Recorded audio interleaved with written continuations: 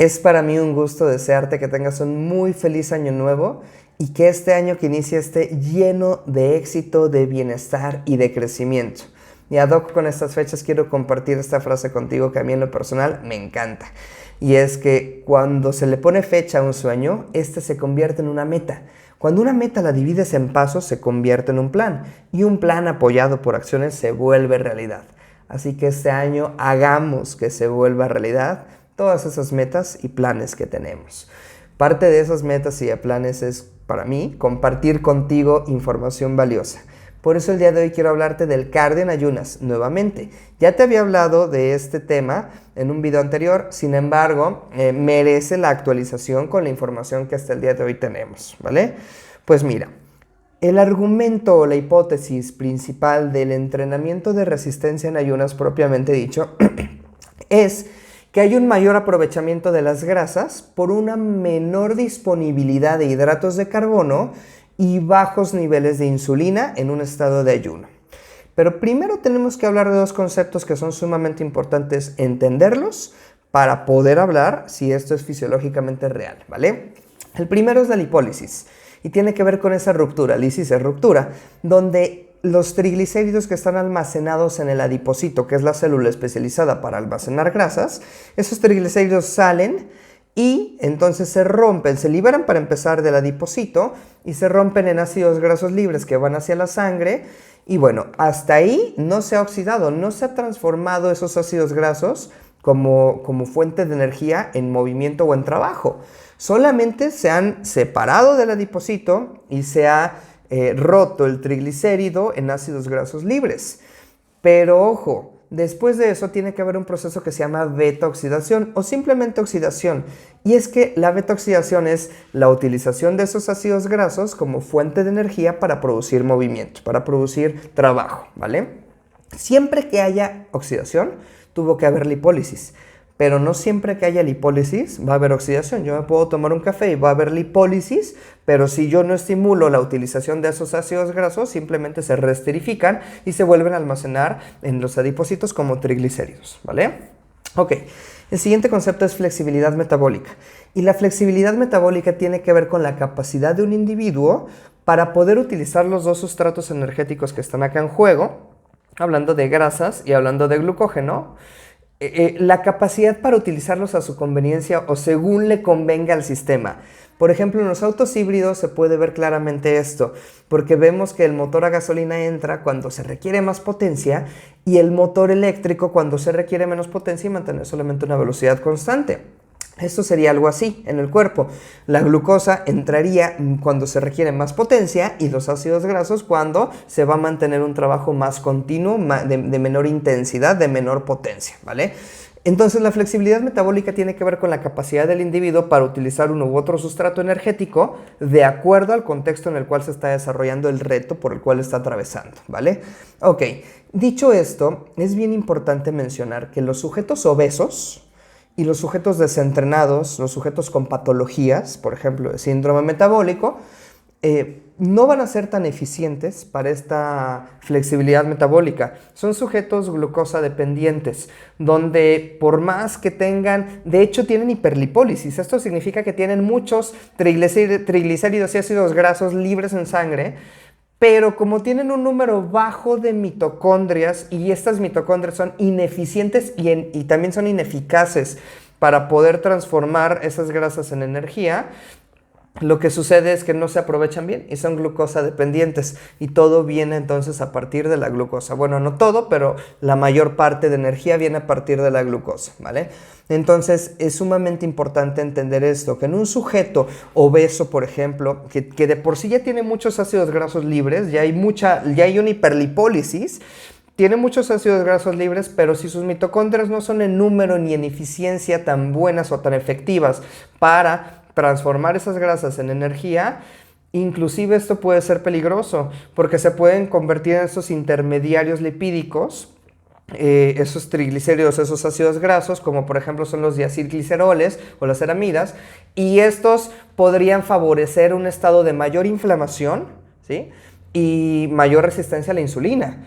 Todo porque no se están aprovechando estos ácidos grasos. Entonces, cuando la persona obesa y desentrenada hace un cardio en ayunas, llegan muchos ácidos grasos más de los que ya tiene la mitocondria, pero esta no los puede aprovechar, no los puede transformar en energía, pueden transformarse en estos intermediarios lipídicos que pueden incrementar la inflamación, que pueden incrementar la resistencia a la insulina, o simplemente pueden resterificarse, es decir, volverse al tejido adiposo en forma de triglicéridos, ¿vale? Y hubo lipólisis, pero no hubo la oxidación como tal. Entonces, en sujetos desentrenados y obesos no va a ser más eficiente la realización de cardio en ayunas, ¿vale? Pero ahora vamos a hablar un poquito de sujetos entrenados, por ejemplo, del intermedio o del avanzado. ¿Realmente se va a oxidar más grasa? Si bien es cierto que sí, el estado de ayuno ayuda a oxidar más grasas, fisiológicamente, hay una conducta compensatoria donde en las siguientes 23 horas del día, o sea, en el total de las 24 horas del día, si bien se utilizaron más grasas durante el entrenamiento en ayunas, entrenamiento cardiovascular o propiamente dicho de la resistencia aeróbica, si bien se utilizaron más grasas, lo que sucede es que hay una conducta compensatoria y a lo largo del día se utilizan más glucosa, más glucógeno. Y esto es a tenerse en cuenta muy importante porque esto es lo que nos importa. Al final, el resultado de las 24 horas, porque con base en eso se calcula el plan de alimentación, se calcula el gasto energético total, etcétera, ¿no? Entonces, esta conducta compensatoria lo que se ha observado pues es que al final del día, si bien oxidan más grasas durante el entrenamiento en cardio en ayunas, al final del día terminaron oxidando la misma cantidad de grasas y glucosa los que entrenaron en estado de alimentado versus los que entraron en estado de ayuno, justamente por esta conducta compensatoria. Así que por la conducta compensatoria no permitiría que en el total del día, que es lo que estamos buscando, sea mayor la oxidación de ácidos grasos, ¿vale? Lo segundo, si bien es un hecho que fisiológicamente se oxidan más grasas en ayuno, no expresa qué magnitud. Y lo que sucede es que realmente no hay una diferencia que sea tan significativa o tan importante en la cantidad de cuánta más grasa se oxida en estado de ayuno. Capaz que sin hacer el ayuno, el estado de ayuno, el entrenamiento cardiovascular o aeróbico, de resistencia aeróbica en estado de ayuno, sin hacerlo así, haciendo una pequeña variación en la dieta se puede hacer u obtener los mismos resultados de oxidación de grasas en el total del día y no es necesario obligar a la persona que se vaya a entrenar en ayuno. Y la tercera premisa que hay que analizar acá es de dónde se oxida más la grasa. Porque no es como que vamos a bajar de las llantitas que queremos de la grasa subcutánea, ¿no? No necesariamente. De hecho, se oxida más la grasa que está almacenada en triglicéridos intramusculares porque están más cerca de la mitocondria. Y si bien se oxida más grasa, se oxida más de esa grasa, no necesariamente del tejido subcutáneo, ¿vale? Entonces, esto es bien importante considerar porque estamos viendo que entonces en sujetos intermedios o entrenados, por estos tres elementos que te acabo de mencionar, pues no sería tan eficiente el entrenamiento en ayuno, ¿vale? Ahora, en sujetos ya muy entrenados que aparte tienen mucha flexibilidad metabólica y que ya tienen de por sí niveles de porcentaje graso bajos, estamos hablando de en hombres menos del 11% y en mujeres menos del 18%, bueno, se le llama grasa terca o grasa rebelde, a esa grasa que quieren bajar y que nomás no pueden porque pues ya están muy abajo en los niveles del porcentaje de grasa y es lo que más cuesta trabajo. Bueno, esa famosa grasa terca o grasa rebelde, ahí sí que podría entrar en contexto el cardio o el entrenamiento de resistencia aeróbica en ayunas. ¿Por qué?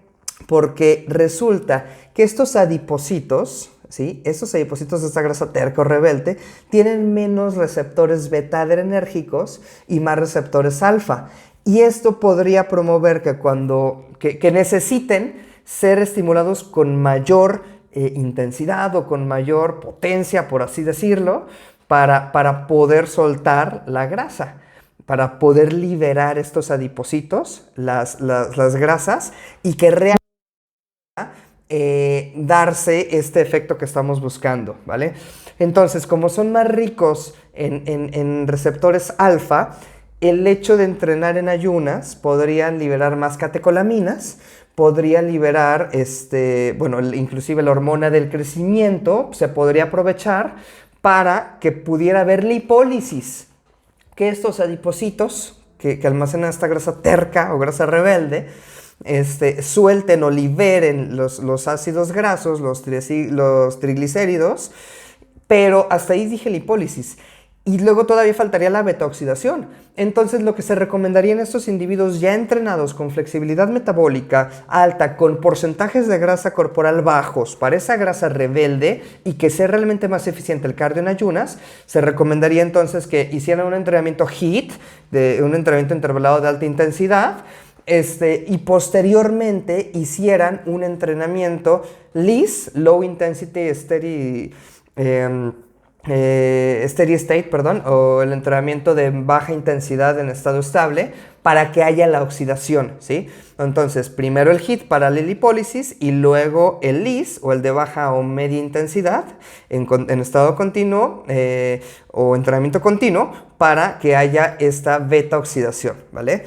Entonces, como resumen, en sujetos desentrenados, obesos, con patología, con poca flexibilidad metabólica, no habría una mayor oxidación de grasas. En sujetos intermedios, vemos que por la conducta compensatoria no sería tan así, tan mayor la oxidación de grasas porque en el total del día terminarían oxidándose igual.